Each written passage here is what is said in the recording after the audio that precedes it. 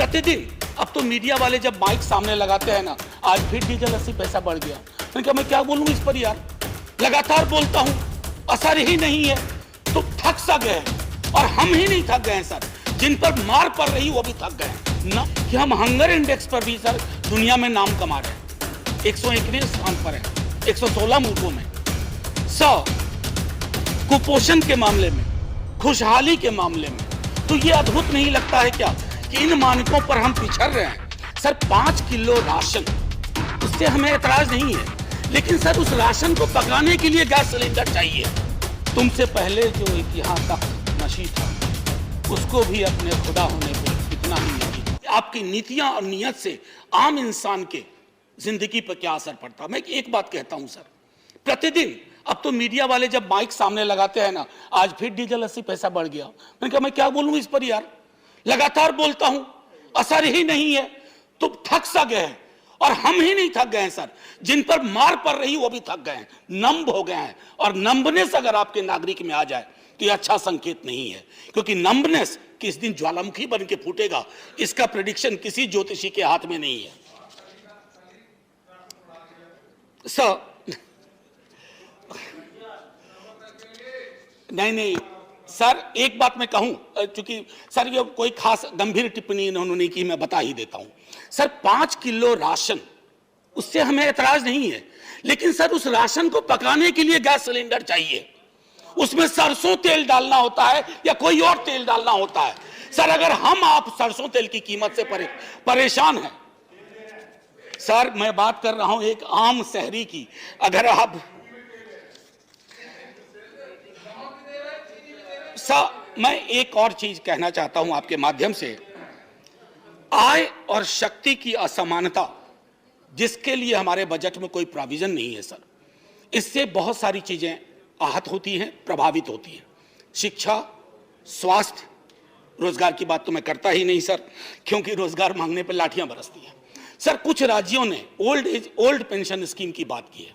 मैं आग्रह करूंगा, आप सबको भी दबाव आता होगा अपने कॉन्स्टिट्यूएंट से कि हमारे ओल्ड पेंशन स्कीम के बारे में बात की जाए। ये वक्त है सर कि सदन साझा रूप से ओल्ड पेंशन स्कीम की बहाली के बारे में सोचे, अन्यथा मैं समझता हूं कि बहुत दिक्कत होगी। सर अक्सर मैं देखता हूं कि बिहार के बारे में, बिहार राज्य से आता हूं सर, हमारे उस तरफ भी कई बिहार के लोग हैं सर। बिहार के लिए पहले भी मैं कह चुका हूं सर, स्पेशल स्टेटस, अगर आपके जो मानक मौजूदा है सर, उस मानकों को बदलिए। बिहार की स्थिति बहुत खराब है। सरकार किसी की भी हो, बिहार की जो बीमारी है उसको जब तक इन्फ्यूज नहीं करिएगा, एक मैसिव पैकेज, एक स्पेशल स्टेटस, सर बिहार को रिकवर करने में बहुत दिक्कत होगी। और बीमार बिहार देश को भी 5 ट्रिलियन पे जाने नहीं देगा कभी, अब पहुंच ही नहीं पाएंगे। मैंने वित्त मंत्री साहिबा को पहले भी कहा था कि अगर आप पहुंच भी गई गलती से तो बड़े अकेलेपन का एहसास होगा, क्योंकि बिहार बहुत पीछे छूट जाएगा।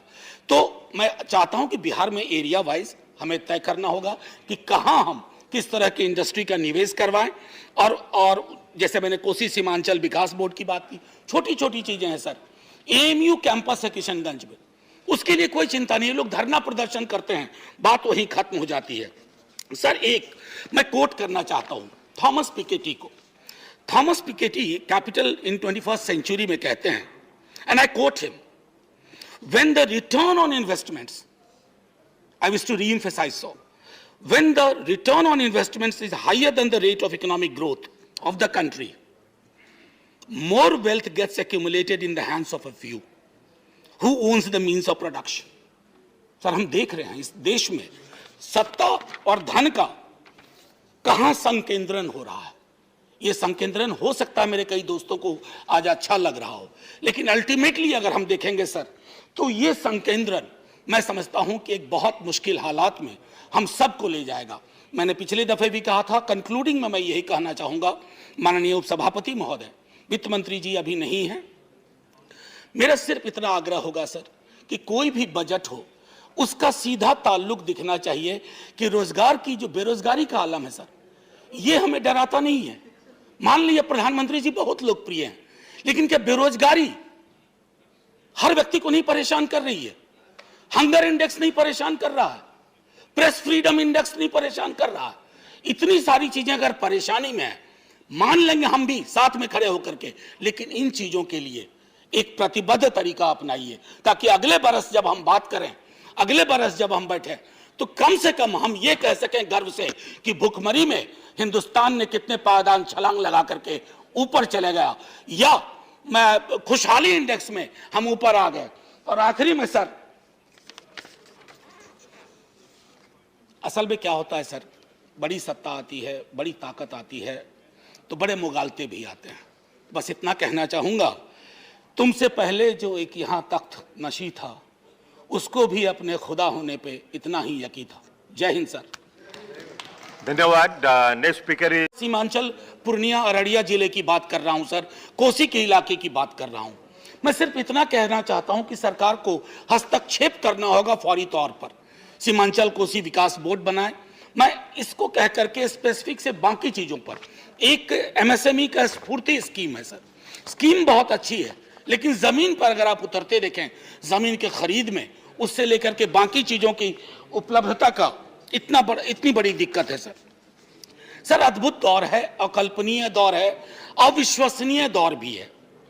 अभी हमारे एक मित्र भाजपा के कह रहे थे, मैंने पहले भी कहा कि प्रधानमंत्री जी दुनिया में सबसे लोकप्रिय हैं। चलिए, लेकिन यह अविश्वसनीय अकल्पनीय इसलिए है कि हम हंगर इंडेक्स पर भी सर दुनिया में नाम कमा रहे हैं, 101वें स्थान पर है 116 मुल्कों में। कुपोषण के मामले में, खुशहाली के मामले में, तो यह अद्भुत नहीं लगता है क्या कि इन मानकों पर हम पिछड़ रहे हैं।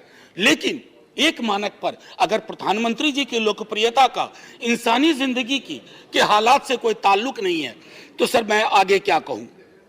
सर ऑक्सफैम की रिपोर्ट कहती है, ऑक्सफैम की इनइक्वालिटी रिपोर्ट कहती है कि हमारी दिक्कत क्या है ना, कि हमारे यहाँ जो इकोनॉमिक आउटकम्स है उसके पीछे 3 चीजें हैं सर।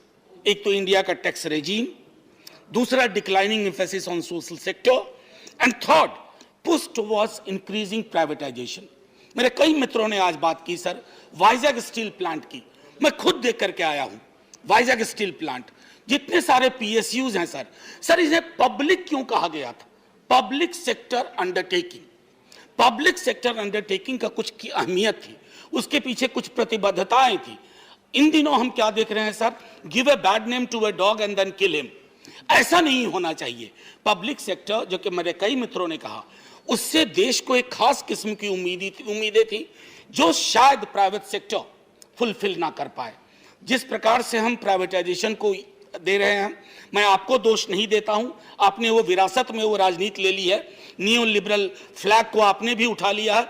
लेकिन एक दिन याद करिएगा कि सदन के सारे लोग, किसी भी दल के हो, हम बैठ करके मरसिया गाएंगे कि हमने ये क्या किया, हमने अपनी सारी पब्लिक सेक्टर एसेट्स को, यूनिट्स को बेच के रख दिया।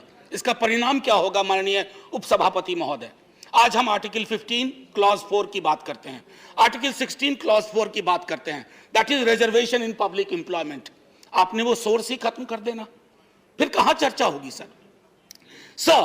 पता चला कि 2020 से 2021 के बीच में बिलियनियर को हिंदी में अरबपति बोलते हैं ना, अरबपति, अरबपतियों की संख्या में अद्भुत इजाफा हुआ सर मुझे कोई दिक्कत नहीं है, बन नहीं पाऊंगा कभी, मैं जानता हूं, लेकिन अरबपति होने से कोई दिक्कत नहीं है। लेकिन सर जितनी तेजी से अरबपतियों की वृद्धि हो रही है, उतनी ही तेजी से खाकपतियों की वृद्धि हो रही है। सर प्रॉस्पेरिटी का ट्रिकल डाउन नहीं हो रहा है, पॉवर्टी का ट्रिकल डाउन हो रहा है।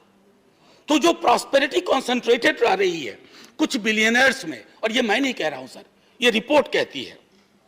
सर कहा जाता है कि 98 जो हिंदुस्तानी हैं उनकी संपत्ति अगर मिला दिया जाए तो तकरीबन 40 से 45% जो बॉटम के हिंदुस्तानी हैं उसके बराबर।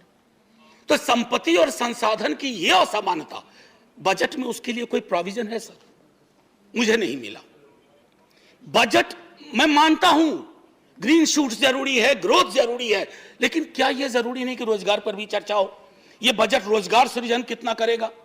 ये बजट संपत्ति के बंटवारे में इंटरवीन करेगा कि नहीं, या संसाधन का एक डेमोक्रेटिक डिस्ट्रीब्यूशन हो उस पर बात करेगा कि नहीं?